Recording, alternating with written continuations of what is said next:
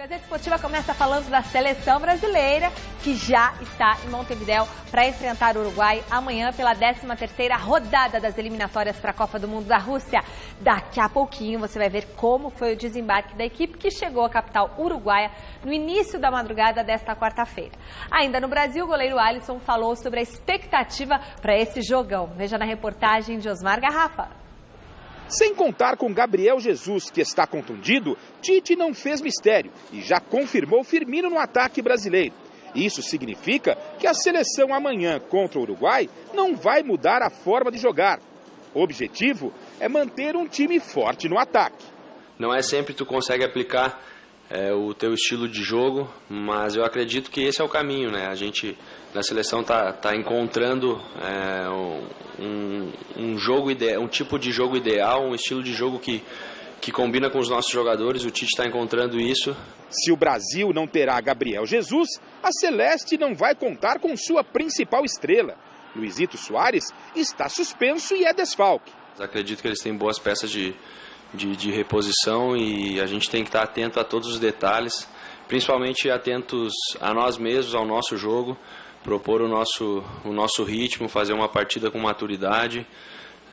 Sabemos que a pressão vai ser grande, o fato de ser primeiro e segundo colocado também dá uma rivalidade, aumenta um pouco a rivalidade, mas contamos com jogadores experientes e também jogadores que estão acostumados a lidar com essa pressão.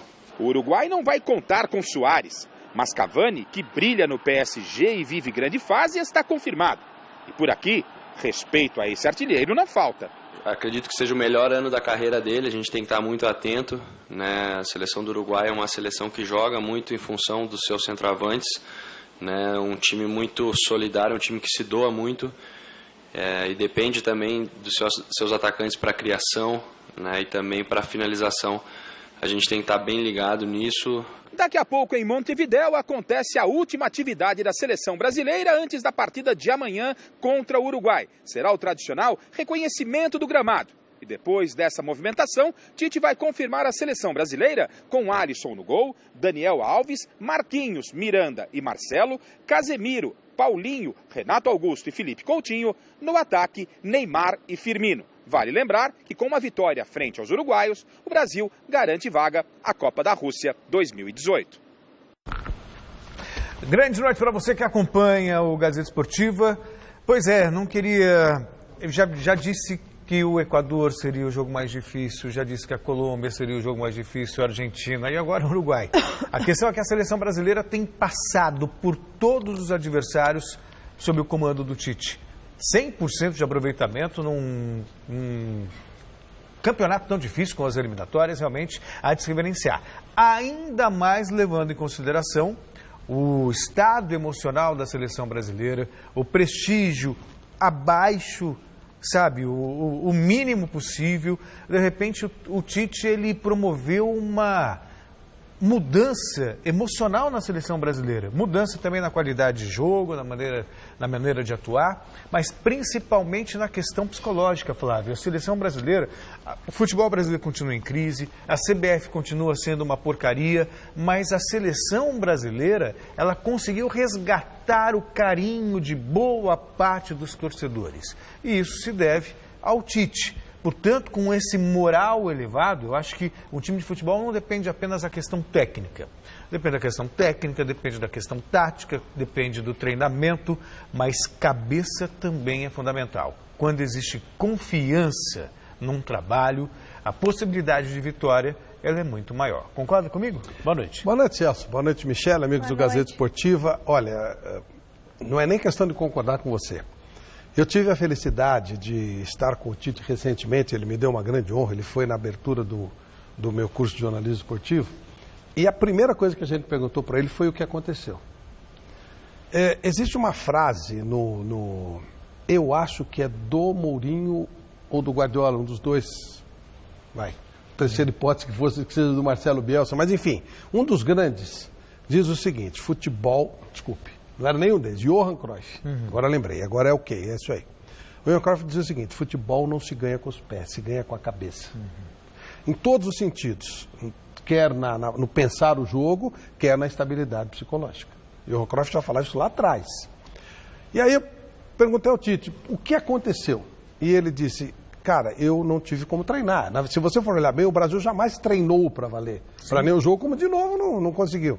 Ontem fez aqueles rondos lá, que o pessoal que chama de bobinho, não tem nada a ver, é muito diferente, é numa pegada muito diferente, né? O que nos leva até a rever alguns conceitos. Tem que treinar, tem que ter tempo para fazer. Até tem, é necessário você criar uma filosofia de jogo. Mas ali era a premência. E um resultado fundamental, que era lá no Equador. Então, o que ele fez? Ele chamou um por um, falou onde você prefere jogar, foi colocando cada um no seu devido lugar e trouxe tranquilidade para a seleção.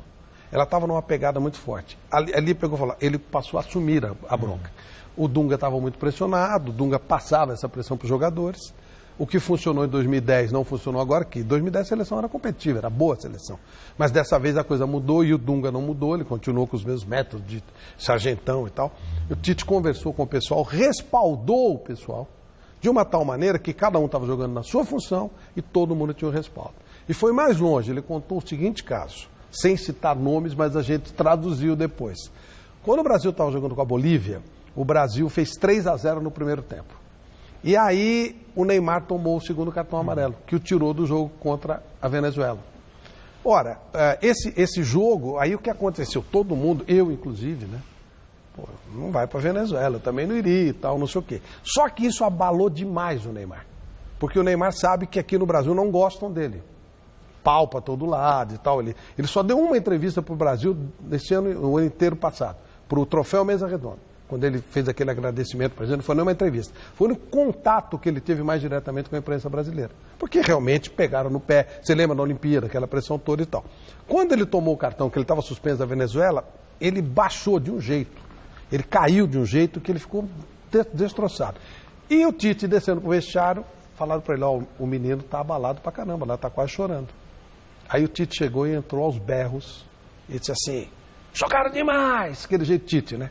Parabéns, pô, arrebentamos com o jogo. Mas eu tenho que agradecer especialmente a um cara. Chegou no Neymar, deu um tapa assim no pé dele. Moleque, tu tomou um cartão por minha causa. Muito obrigado. Tu tomou um cartão porque eu pedi para tu marcar. E tu marcou, tu fez o que eu queria. Te devo um cartão. Tu vai te segurar a onda aí, mas quem vai segurar sou eu porque tu tomou o cartão por mim. Obrigado, moleque. Aí o Neymar foi crescendo, voltou pro segundo tempo voando e foi embora tranquilo. Isso faz uma diferença. Nossa, me arrepiou. Isso faz uma diferença. Isso é gestão de cabeças. Isso é fazer o cara se sentir respaldado. Não interessa o que eles vão falar. Eu sei que você tomou o cartão por mim. Nossa, que legal isso. Isso é Tite, entendeu? Então, isso tudo significa... Vai ganhar todas? Claro que não. Isso é impossível. Vai ser campeão do mundo? Pode ser e pode não ser. Mas você leva o cara para uma tranquilidade para ele poder trabalhar. Imagine nós aqui, graças a Deus, trabalhando numa casa maravilhosa que nos dá tranquilidade. Mas imagine se você está pressionado. Tô vendo aí, se não der audiência, não é assim que funciona, né? Então as coisas profissionalizam. Isso é muito legal. Incrível, muito legal saber esse bastidor, né? Bom, veja agora como foi o desembarque do Brasil em Montevidéu. A seleção brasileira embarcou ontem à noite para Montevidéu, onde encara o Uruguai pela 13ª rodada das eliminatórias sul-americanas da Copa do Mundo. Os brasileiros têm apenas um treino em solo uruguaio, marcado para esta tarde. De acordo com a última parcial divulgada pelos uruguaios, o Estádio Centenário terá um bom público para acompanhar o duelo, já que mais de 40 mil ingressos dos 60 mil disponíveis já foram vendidos antecipadamente. Confirmado como substituto de Gabriel Jesus no ataque brasileiro, Firmino disse estar preparado para jogar. Tô bem, tô num bom momento, numa boa fase. Infelizmente o Gabriel ficou lesionado e não pôde vir com a gente. Logo mais estará de volta. Eu estou preparado. Primeiro, queria que você falasse um pouquinho sobre as suas características. Você acha que você é o que mais se adapta ao que o Gabriel Jesus estava fazendo até a lesão dele na seleção? Nós dois temos um futebol parecido. Lutamos bastante, claro, com qualidade. Isso é uma boa coisa e só nos dá confiança para dar o nosso melhor. Do lado uruguaio, a responsabilidade de comandar o ataque ficará a cargo de Cavani. E o craque do Paris Saint-Germain quer ver a Celeste indo para cima do Brasil.